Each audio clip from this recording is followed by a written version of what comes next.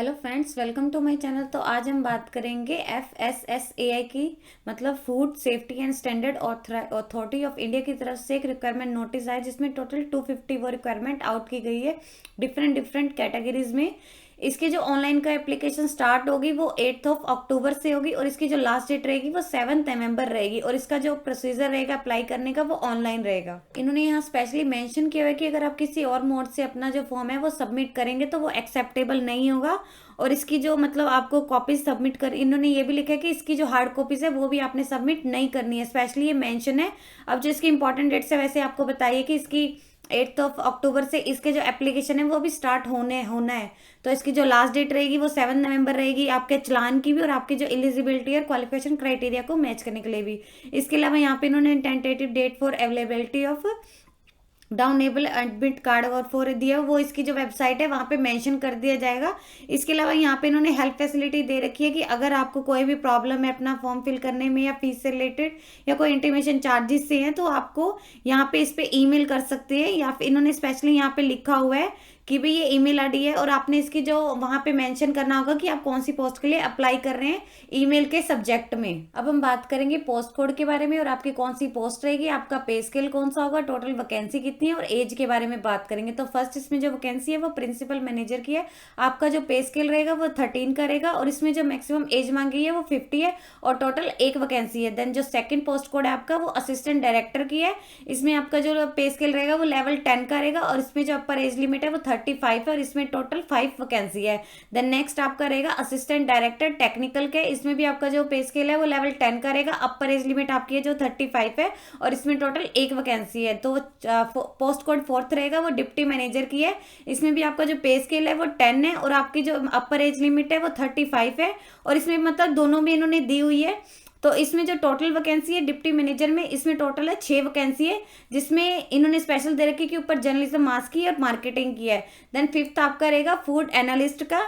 इसमें जो आपकी अपर जो पे स्केल रहेगा वो लेवल 10 का रहेगा, और अपर एज लिमिट है वो 35 है, और इसमें टोटल वैकेंसीज 4 है। देन नेक्स्ट सिक्स आपका रहेगा वो टेक्निकल ऑफिसर का रहेगा। इसमें आपका जो पे स्केल होगा वो 7 का होगा, और आपकी जो अपर एज लिमिट है वो 30 है, और इसमें टोटल 125 वैकेंसी है। सेवंथ आपकी है वो है CFSO, मतलब आपकी जो है सेंट्रल फूड सेफ्टी ऑफिसर की है। इसमें जो आपका पे स्केल रहेगा वो 7 करेगा, और इसमें जो आपकी मैक्सिमम एज है वो 30 है, और इसमें टोटल वैकेंसीज है 37। आपका जो पोस्ट कोड 8 है वो असिस्टेंट डायरेक्टर IT में है, उसमें टोटल आपकी 4 वैकेंसी है, और आपका पे स्केल रहेगा वो 7 का रहेगा, और आपकी जो अपर एज लिमिट है वो 30 रहेगी। देन पोस्ट कोड 9 में जो है असिस्टेंट डायरेक्टर की वैकेंसी है, इसमें पार्टीशन हुए पड़े हैं, आप एक बार चेक कर लीजिएगा।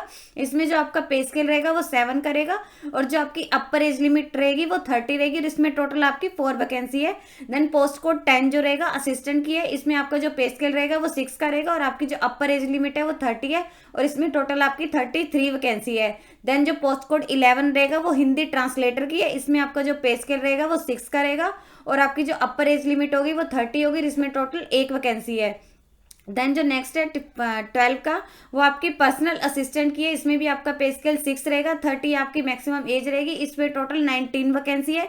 देन नेक्स्ट 13 आपका रहेगा IT असिस्टेंट की। इसमें जो आपका पे स्केल रहेगा वो 6 रहेगा, और आपकी जो अपर एज लिमिट है वो 30 होगी, और इसमें टोटल 3 वैकेंसी है। देन जो 14 है, इसमें आपकी जूनियर असिस्टेंट ग्रेड 1 की है, और इसमें जो आपका पे स्केल रहेगा वो लेवल 4 का रहेगा, और इसमें आपकी जो अपर एज लिमिट है वो 25 है, और जो आपकी टोटल वैकेंसी है वो 3 है। और इसमें भी जो आपकी वैकेंसी टोटल बताई गई हैं, इसमें कुछ कैटेगरी के लिए पार्टीशन है, तो आप एक बार जाके चेक कर लीजिएगा। इसके अलावा यहाँ पे इन्होंने स्पेशली लिखा है कि अगर कैंडिडेट मल्टीपल पोस्ट के लिए अप्लाई कर रहे हैं तो उन्हें वही पोस्ट दी जाएगी, मतलब जिसमें उन्होंने प्रायोरिटी दे रखी है, तो प्रायोरिटी वाली वो फाइनल होगी उनके ऑनलाइन प्रोसीजर में। इसके अलावा इन्होंने लिखा है कि जो कौन कौन सी है, जैसे फॉर OBC NCL मतलब नॉन क्रीमी लेयर कैंडिडेट, तो जिनके पास इसका सर्टिफिकेट होगा OBC में नॉन क्रीमी लेयर का, उन्हें ही वो जो कैटेगरी की है पोस्ट दी जाएगी। इसके अलावा लिखा है कि फॉर इकोनॉमिक वीकर सेक्शन के लिए वो 10% जो वैकेंसीज का 10% है वो रिजर्व रहेगा फॉर EWS कैंडिडेट्स के लिए। इसके अलावा हम बात करेंगे इसकी एप्लीकेशन फीस और इंटीमेशन चार्जेस के बारे में।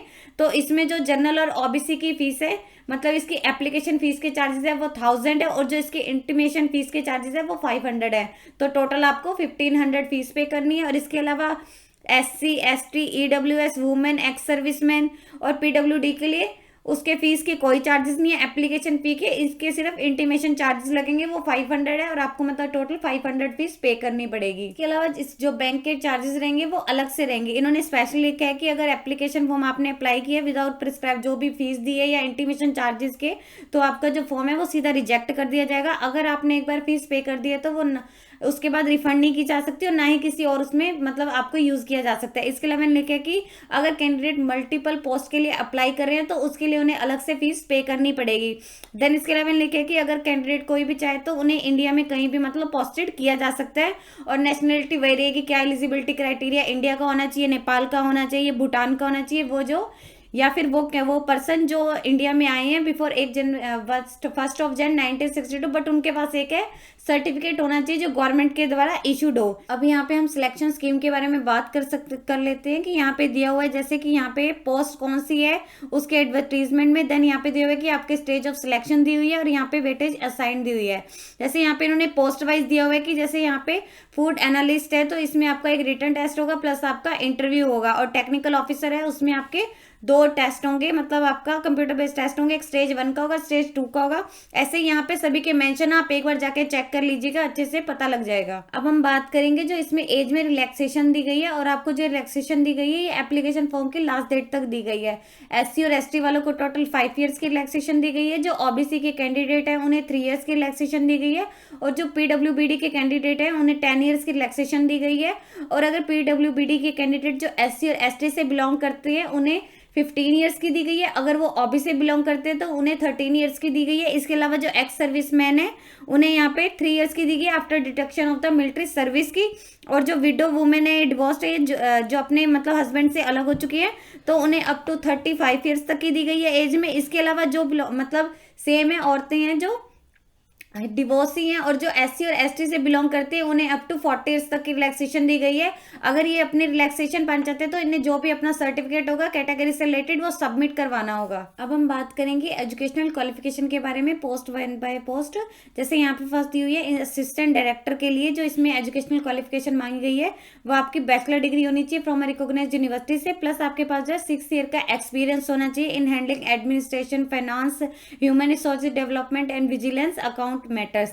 इसके अलावा डिजायरेबल लिखी है कि आपके पास MBA डिग्री होनी चाहिए from recognised university of India से, या फिर आपके पास होनी चाहिए degree of law from a recognised university या इंस्टीट्यूशन से with 3 years experience of handling legal matter, या फिर working experience as lawyer officer in a reputed government और ऑटोनोमस बॉडी और रिसर्च इंस्टीट्यूशन और यूनिवर्सिटीज और पब्लिक सेक्टर अंडरटेकिंग और formula. इसके अलावा अदर क्वालिफिकेशन में आप एक बार चेक कर सकते हैं। देन नेक्स्ट पोस्ट आएगी असिस्टेंट डायरेक्टर टेक्निकल की। इसमें भी आपकी जो एजुकेशनल क्वालिफिकेशन है मास्टर डिग्री होनी चाहिए from a recognised university in chemistry या फिर बायोकेमिस्ट्री में या फिर फूड टेक्नोलॉजी में या फिर फूड साइंस में या टेक्नोलॉजी ऑफ फूड में या न्यूट्रिशन में या फिर एडिबल ऑयल में, टेक्नोलॉजी में या माइक्रो। यहाँ पे इन्होंने मेंशन किया हुआ है कि इसमें आपकी जो है मास्टर डिग्री होनी चाहिए, या फिर इन्होंने लिखे कि आपका जो है PG diploma of at least 1 year duration in food safety या फूड साइंस में या फूड प्रोसेसिंग में या फिर क्वालिटी इंस्टीट्यूशन इन फूड सेक्टर या फिर डाइटिक, या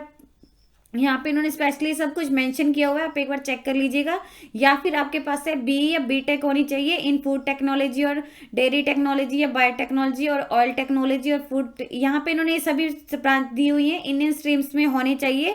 इसके अलावा यहाँ पे इन्होंने लिखा है कि इसके लिए जो डिजायरेबल क्वालिफिकेशन रहेगी वो है doctorate degree in any of aforesaid subject में होनी चाहिए। देन जो आपकी नेक्स्ट रहेगी डिप्टी मैनेजर की, इसमें जो एजुकेशनल मांगी गई है क्वालिफिकेशन वो आपकी पोस्ट ग्रेजुएट डिग्री होनी चाहिए, डिप्लोमा होना चाहिए 4 टाइम का इन जर्नलिज्म में या मास कम्युनिकेशन में या फिर पब्लिक रिलेशन में, या फिर MBA होनी चाहिए with specialisation in marketing from a recognised university से। इसके अलावा इन्होंने अदर क्वालिफिकेशन में मांगा है कि आपका 6 ईयर्स का एक्सपीरियंस होना चाहिए इन रेलिवेंट एरिया में। इसके अलावा यहाँ पे सभी की पोस्ट के रिलेटेड एजुकेशनल एंड क्वालिफिकेशन दी हुई है, तो आप एक बार जाके डिटेल में चेक कर सकते हैं। यहाँ पे आपको और भी इन्फॉर्मेशन मिल जाएगी, जैसे एडिशनल क्वालिफिकेशन में क्या क्या चाहिए और किसमें स्पेशलिज्म चाहिए, तो आप एक बार जाके यहाँ पे चेक कर सकते हैं। तो हम बात करेंगे आपके एग्जामिनेशन सेंटर्स के बारे में। तो यहाँ पे जो आपका फर्स्ट CBT स्टेज 1 का टेस्ट होगा, मतलब कंप्यूटर बेस्ड टेस्ट होगा, उसके लिए यहाँ पे इन्होंने सेंटर नेम दिए हुए हैं, और इससे तो आप यहाँ पे जाके सिलेक्ट कर सकते हैं जो भी आपके नियर बाय होगा। देन नेक्स्ट आपका है यहाँ पे CB2, ये आपका जो स्टेज 2 का कंप्यूटर बेस्ड टेस्ट होगा वो यहाँ पे आप जाके चेक कर सकते हैं। इन्होंने स्पेशली यहाँ पे मेंशन किया हुआ है कि जो कैंडिडेट है उसे अपने रिस्क पे अपना जो भी एग्जामिनेशन सेंटर है चूज करना है।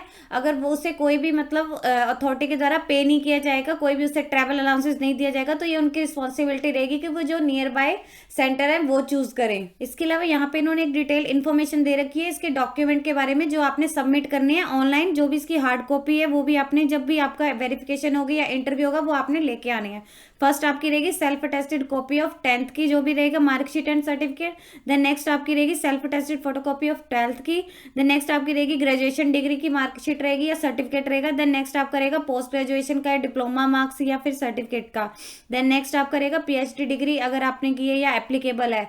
नेक्स्ट आपका रहेगा अगर आप किसी कैटेगरी के लिए रिलैक्सेशन के लिए फॉर्म भर रहे हैं तो SC ST OBC EWS PWD या फिर आपकी जो एक्स सर्विस मैन की है। देन नेक्स्ट आपका रहेगा नो ऑब्जेक्शन सर्टिफिकेट, अगर आप कहीं पे प्रेजेंट एम्प्लॉयर हैं तो वो आपको देना होगा। देन नेक्स्ट आपका है certified copy of pay slip CTC from present employer, ये अगर वही कहीं पे कोई वर्किंग है तो उसे यहाँ पे अपनी जो भी उनकी करंट पे स्केल की वो होगी वो उन्हें जमा करवाना, मतलब सर्टिफिकेट उनको कॉपी वहाँ पे जमा करवानी होगी। देन नेक्स्ट आपका एक्सपीरियंस सर्टिफाइड, जो भी इसमें नीचे फॉर्मेट में दिया होगा प्रिस्क्राइब्ड किया होगा वो है अगर आप कहीं पे वर्किंग है। अब हम बात करेंगे कुछ इंपॉर्टेंट इंस्ट्रक्शंस के बारे में। तो यहाँ पे इन्होंने लिखा है कि जो आपको एडमिशन लेटर होगा वो इसकी जो अथॉरिटी की ऑफिशियल वेबसाइट है वहां पे जाके मिलेगा।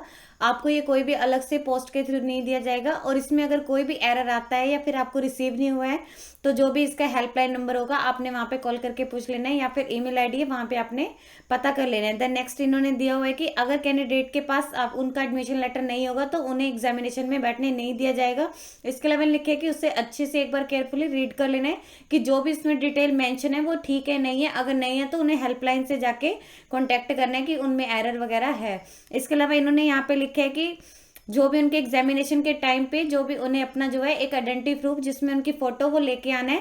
तो यहाँ पे उन्होंने लिस्ट दे रखी है कि कौन कौन से होने चाहिए, या तो आपका पैन कार्ड है या passport, driving licence, voter card, bank passbook with photograph या photo identity proof issued by a gazetted officer on the office letter head, या फिर आपकी जो है photo identity proof issued by, यहाँ पे इन्होंने डिटेल दे रखी है। और इसके अलावा लिखे कि जो भी आपके इसमें मेंशन हो ना वही डिटेल इन्फॉर्मेशन आपने अपने एप्लीकेशन फॉर्म में भरी होनी चाहिए, अदरवाइज आपको एग्जामिनेशन सेंटर में बैठने नहीं दिया जाएगा। इसके अलावा लिखे कि कैंडिडेट को एक बार अच्छे से चेक कर लेना कि जो भी उनकी डिटेल्स है उनसे मैच हो रही है या नहीं हो रही है। और भी यहाँ पे इन्होंने लिखा हुआ है कि अगर कैंडिडेट को कोई भी अलग से TA DA नहीं दिया जाएगा, उन्हें सिर्फ मतलब ये कुछ अगर उन्हें इंटरव्यू के टाइम पे ही है जो यहाँ पे दिया हुआ है इनका मतलब जो TA है वो दिया जाएगा। इसके अलावा यहाँ पे इन्होंने लिस्ट दे रखी है कि कैंडिडेट को एक वैलिड या कॉल लेटर दिया जाएगा जो भी उनके एग्जामिनेशन के डेट उस पर वो लिखा होगा। इसके अलावा उन्हें जो है फोटो आइडेंटिटी प्रूफ होगा जो इसमें सेम नाम लिखा हो। देन नेक्स्ट आपका है photo copy of photo identity proof जैसे उन्होंने ऊपर मेंशन किया हुआ है, और जो उसमें रिपोर्टिंग टाइम होगा वो उन्हें पहले से ही मेंशन कर दिया जाएगा। यदि आपको इस वीडियो से रिलेटेड और अधिक जानकारी चाहिए तो आप इसके ऑफिशियल वेबसाइट पर जाकर चेक कर सकते हैं, जिसका लिंक मैं आपको डिस्क्रिप्शन बॉक्स में डाल दूंगी। यदि आपकी इस वीडियो से रिलेटेड कोई भी क्वेरी है तो आप हमें कमेंट सेक्शन में लिख के बता सकते हैं। वीडियो अच्छी लगी हो तो प्लीज़ लाइक एंड शेयर। इस तरह के और वीडियोज़ को देखने के लिए आप हमारे यूट्यूब चैनल को सब्सक्राइब कीजिए। Thank you.